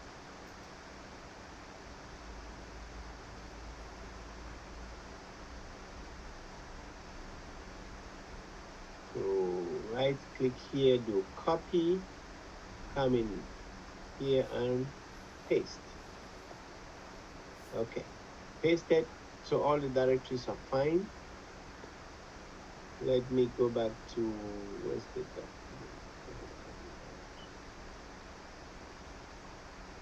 document? Okay, coming back here. My next thing is to do SQL Plus, right? Log in. Then guys, I'll create a copy of create an SP file. Guys, notice that. I'm creating an SP file called this, right? I put April 4th. What's today's date? Just hang on 1 second. Make it today's date. Instead of April 4th, that to August dash, what is that date? 11. do replace all. Cool. So guys, what I'm doing here is this. This file I'm saving my SP file because I'm going to change it like crazy. Okay? So that line will change it for me. And even the next line will also create the same file for me, but in other places. Oops. Oh my God, I did not lock in yet. I gotta be inside here, right? Oops. Where am I? Am I in class T for crying out loud? Let me see if I have another database running here. Nope.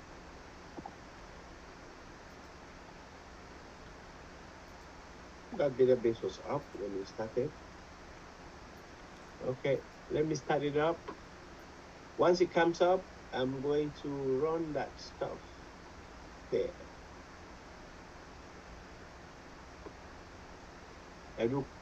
Does everybody understands what create P file does, right?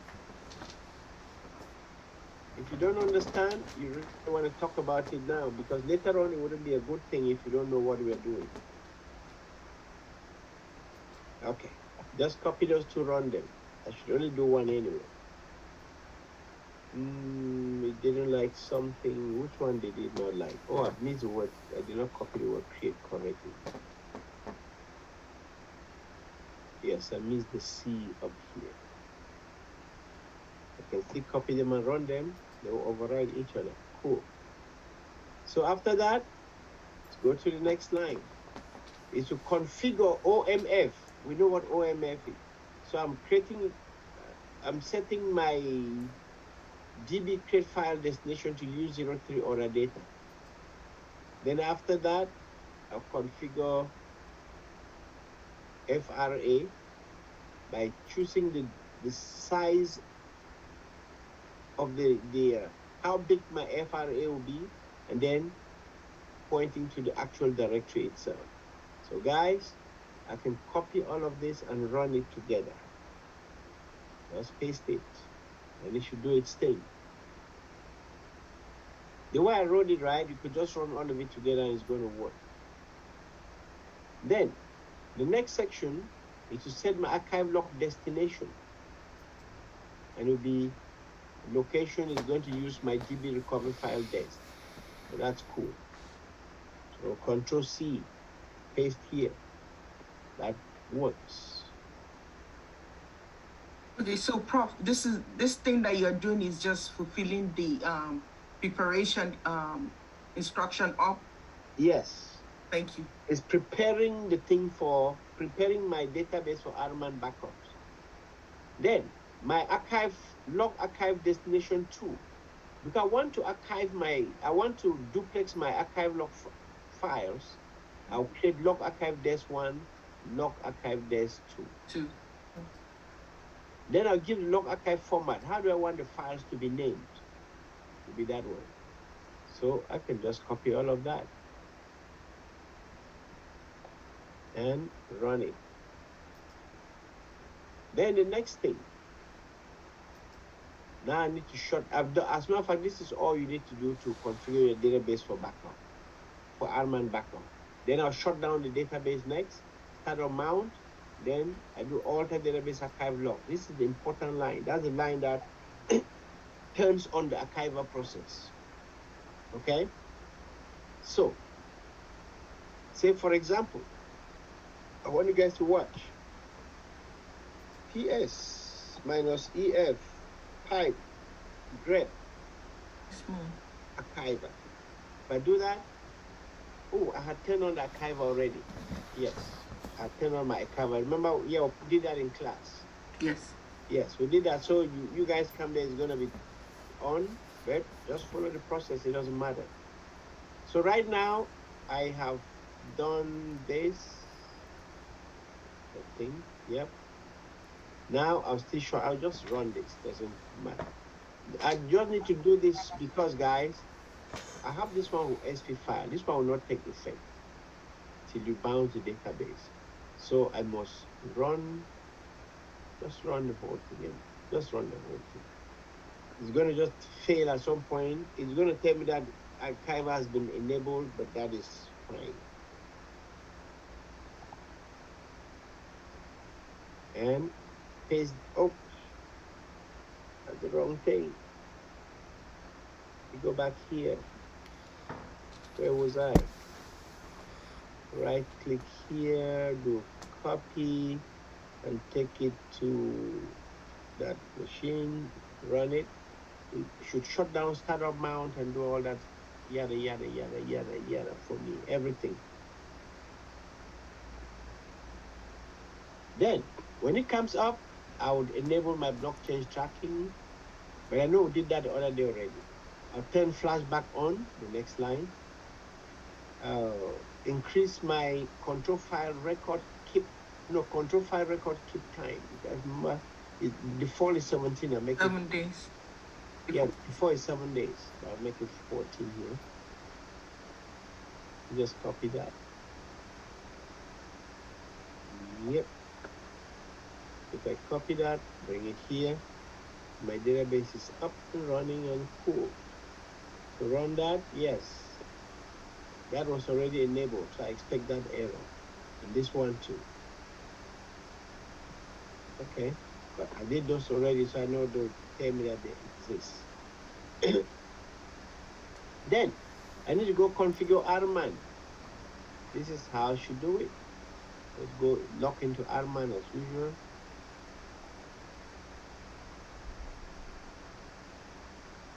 And then, oops, not that. We go back here. Then I run this, show all. I can just run the whole thing. I know it's not gonna fail. Let's do those changes and we're done. And then the next thing, sample Arman scripts. And why did I put here that you may, oh yeah, so you may skip, that's cool. Yes, skip that one. Then number 9, here we go, guys. Typical backup scripting. This is the exercise I'm giving you guys for Thursday. Everybody better write me down that number 9, typical Arman backups for scripting. Assignment for Thursday, somebody will put that in the group for me. So here, guys, I give you all the guide. Using the following lines, create a parameter script file with the name class T, blah, blah. You didn't give you the name, right? And in the scripts folder, as a DBA, you should know where it is. And I give you the location right here, just in case you didn't know. So I'll take that,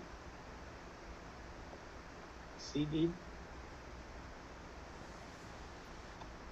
that location. I'll just do one script, then I'll let you guys go. So then I do VI, because the file name I want to create will be class T incrementally updated backups, no catalog. We're not using a recovery catalog. So copy that VI, do that, hit enter, opens up. And as usual, these are the scripts here inside the box, guys. I want everybody to read those and understand what they are.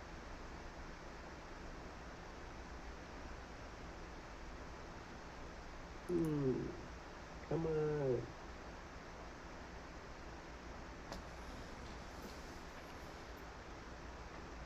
A little bit tricky for me to copy that note all the way. Right, just hang on, my thing's not copying. Let me see, maybe might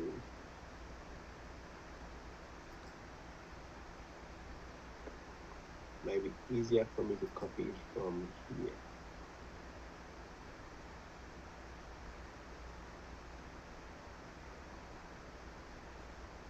Okay, so after this. Okay, this is the script I'm trying to copy. Can copy from there. Can easily copy it here. What?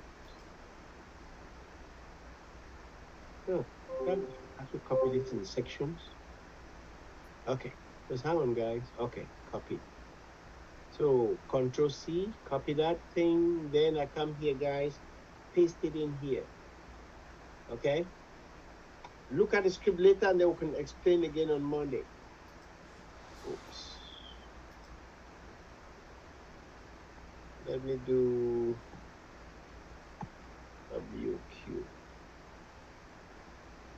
So that one script is saved. LL, you can see my script, right?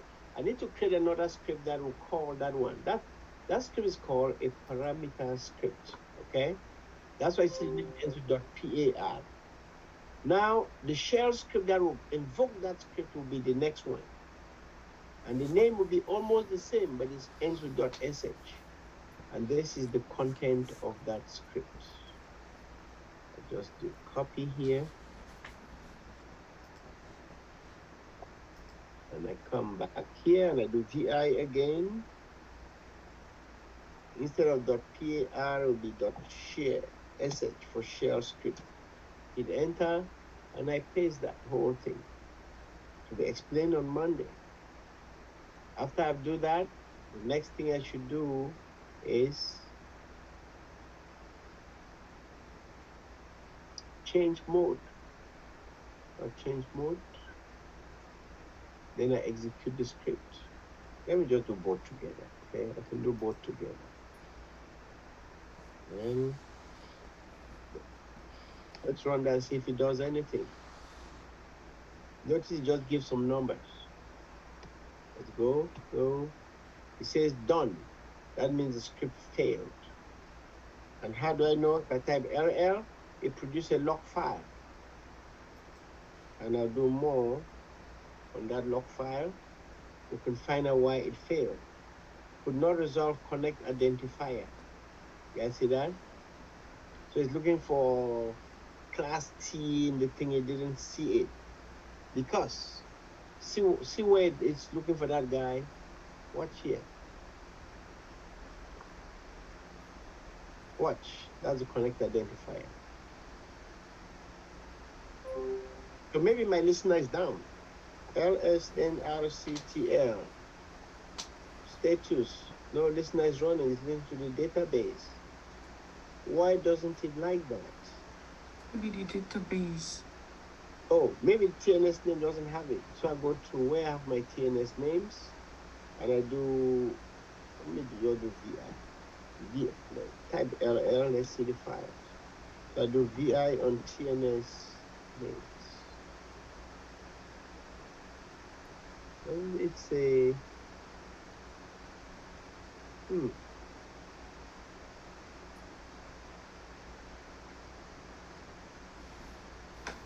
Why? Okay, just hang on 1 second, guys. Something's not right here. So if I do this, TNS ping, that's T. It works. Yeah, that works fine. Now let me look at my script again a tiny little bit.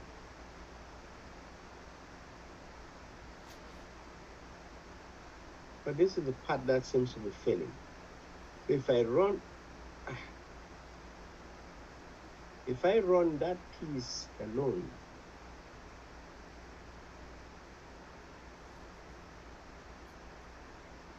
should it work? Yes, it works. How come my script failed? That works. Again, let me go back to where I have my scripts. I know my shortcut there is RMA, okay? Which brings me to this directory, LL, you see the thing there. I do / class incremental, and I'll do ampersand so it can give back my thing for me. And it says done again. More on star.log. Guys, it's the only file with log in here. So I could just do more star log to open that file. TNS could not resolve connect identifier. Ingestion of internal recovery manager package failed from target database. T. me tell you guys how I can fix that. Really easy, without using the TNS names. So I'll do this. I'll do VI on that SH file. And I'll come inside and I go here. I take away the class T story. X.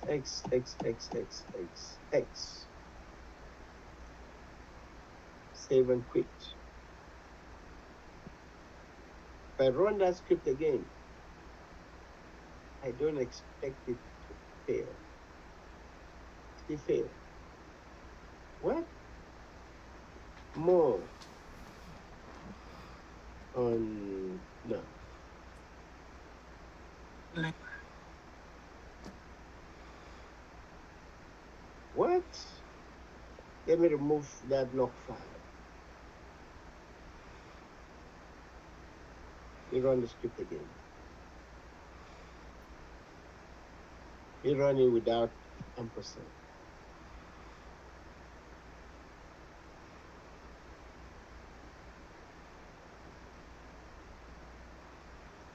Lock in but give me nothing. We do more on that log file again. Error is different. Oh, what's that? Bad identifier at line 1 inside that script. Okay, so guys, let's go check. Let's just check that quickly so I can fix it for everybody. So inside this script, it doesn't like something. Say line 1. I don't see anything. Line 1 is supposed to be that. So let me go inside my own script itself. Wait a second. Where's my machine? So back here, guys, is this power script. Is that script? Ah. Notice I did not copy the whole thing. yes, the S is gone. Yeah, that's it. Escape colon WQ. Now let me remove that log file. Remove the log file. So LL, we don't have a log file. So now I can execute that script now. I like to do it with that ampersand now because I know it's going to work. Yep. Failed again. Once you see done so early. So if I do that, you can see that. So let's do more again on The log file. Look, I just do more star log because it's the only file that ends with log. Okay. There's another typo in there. See, saw something. Error encounter. He saw that. Expecting one off. Wait a minute. Let me go look at let me look at the script. Did it tell us what line? It did not tell us what line. It just said error, syntax error, find 2:2 Yeah.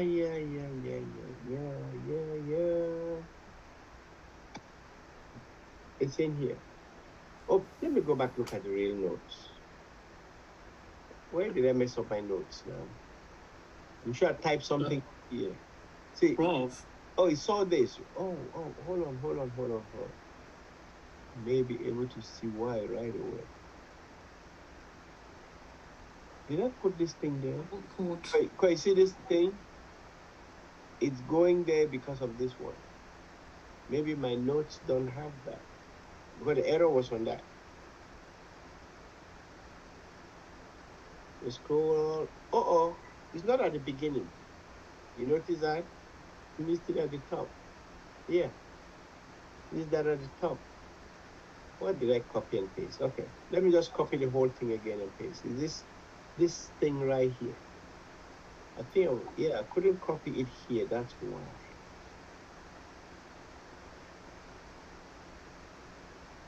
Yeah, I couldn't copy it on this thing, so I copied it from here. But that's the whole thing. Yeah, it's supposed to be complete. So do copy. So if I come back in here, and I would delete everything in there by holding down D, then the I for insert, and I paste that. Let me scroll back way to the top and see. Yes, see, okay, the thing is there now. You see it at the bottom. But notice at the bottom it is, this is some little weird thing. It was commented out. Let me see what else is commented out. I think backup incremental. I think some other things are commented out. You notice everything from this commented out all the way? Yes, to explaining each line. Yes. But if you look at my original notes, oops, not that. You look at the original notes, going down, yeah, maybe. No, see like report statement, which is this one down here. It's commented out. So I think the notes, is it from where I'm copying and pasting, something is not working right. So I should do this. I would put that inside. Plus. Yes, thank you. I'll put it there first, then I copy it from there. I think it may behave better. Come on, Notepad++. Don't index no opening.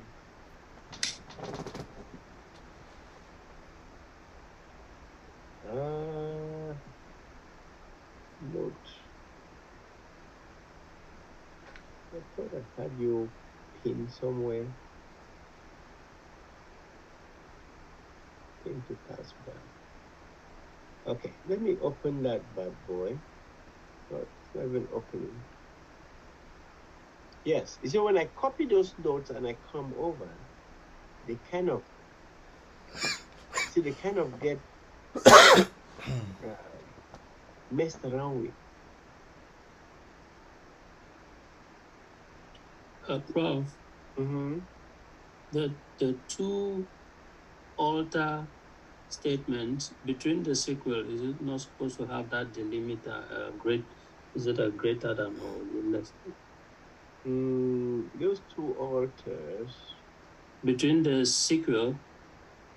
No, I simply say what? SQL, alter, system archive lock, current, right? Yeah. After the sequel, are you not supposed to have that greater than delimiter No. between? This one is SQL inside Arman. Remember, this is run inside Arman. Totally different. That is just the way it's, you want to run a SQL statement inside Arman, you put that SQL. Then Okay. you put the statement.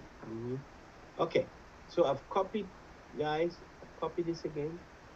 So let's take it here. And I'll do Control U for undo. What? Okay. Just put G down. Oh, escape. D. I for insert. Paste. Oops. What's that? It still does that. You see schema here? You guys are going to face the same problem. Hold on. I didn't find out why. Listen. This one works. You still commented it out. Yeah, but you see, that's the last line that worked. Then everything else stayed as a comment. So I'm wondering if it's because of that word database there or what. Something I'd noticed some long time. So I have to manually go fix this thing, which I hate. And in other words, I have to manually look at this. Then I take out all those lines that are commented out. You see, it ends with backup incremental here. No, even what? My SQL alter thing is not. See, after this guy, oh, it ends right here. Then it doesn't do it again. Let me see what must have caused it to behave like that. Maybe the recovery. Because see, from there it starts to comment out everything. So there's something with my syntax. This is new. He didn't comment some out, then he commented some out. Yes. If you see the second recovery, he didn't comment that out on the, he commented it out, it's not supposed to. No, I commented everything after this line. Everything in this document here is commented. Everything. So I need to go find out the few and I take them out. So for example, now I can do this. Go like I think it's this line. So I hit an X. No, we do escape first. X and comment that line. And go to the next line. Report schema.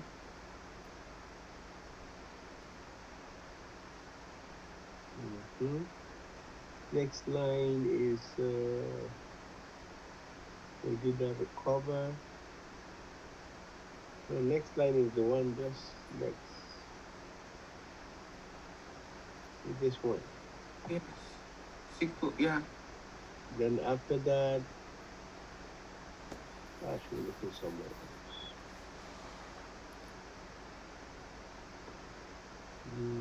SQL, everything is commented out except that backup archive log. Yeah. So go down. Backup archive log, which is, I think it's this one. And Report schema. it obsolete. Report schema. Yep, the rest I could let them stay. This is all time there is backup control file to trace. Okay. Let me do this. I hope you guys don't face the same issues. Normally, guys, it's a smooth sailing thing, okay? So if I run that thing now, period slash class with my ampersand up there, hit enter, let's see here. It still failed. Okay, I'll let you guys go and you guys will play with this. I'll fix it and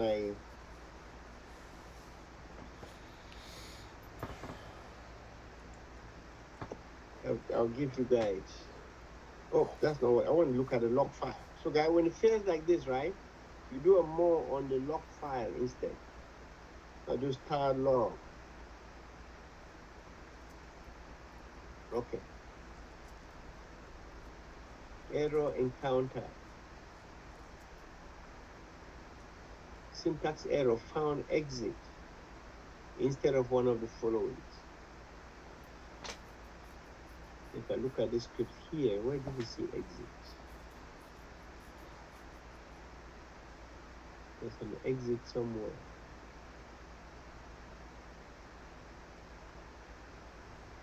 All right, let me let you guys go. But whenever you try to work on He this, commented out the closed bracket which one? at the bottom. Oh yes. That's why they think so.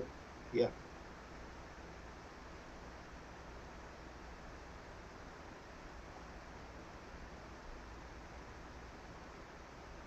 But it's running again. Yes, that's what it is. So do VI star SH. Is it even there? No, not this one. It should be. It was the original file, not the shell. No. It's the PAR file. Mm-hmm. VI star PAR, the parameter file. How come it looks different color? Yes, thank you. You see this here? That's the issue. Huh. So if we run that thing again,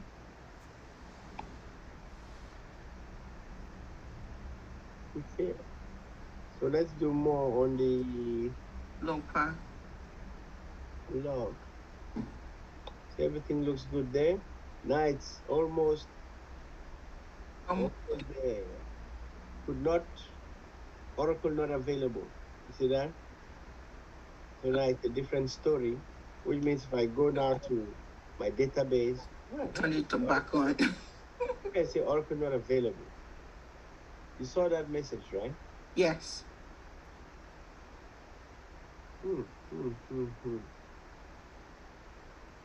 How could you say Oracle not available? I was not trying to back over the tour. This is the first time I encountered this here. So let me let you guys go. I'll replace those notes. I don't know if it's the notes or it's my machine. But I want you guys to do it. I don't think you guys may not encounter the errors I'm having. Okay, sir. All right, sir. Good night. I've used that same notes like dozens of times. With that said, let me let you guys go to sleep, and everybody focus on this one note. See if you could configure your database for backup and make that script run. When you get there and they start to give errors, you let me know. Okay, sir. Yeah. Good night, guys. And you can check the YouTube channel for these videos. Yeah. Cool. But I'll test this on different machines just to make sure it is nothing with this specific document that I've given out. Yep. With computers, guys, you never know. Use something a dozen times, sometimes it just fails, and you may never be able to even find out why. Yeah. Okay. Good night, guys. Yes. Oh, Floribert, sorry for keeping you up so late. No, you're just running to work, right? Yes, sir. But it's all is well. Yeah, don't worry. We got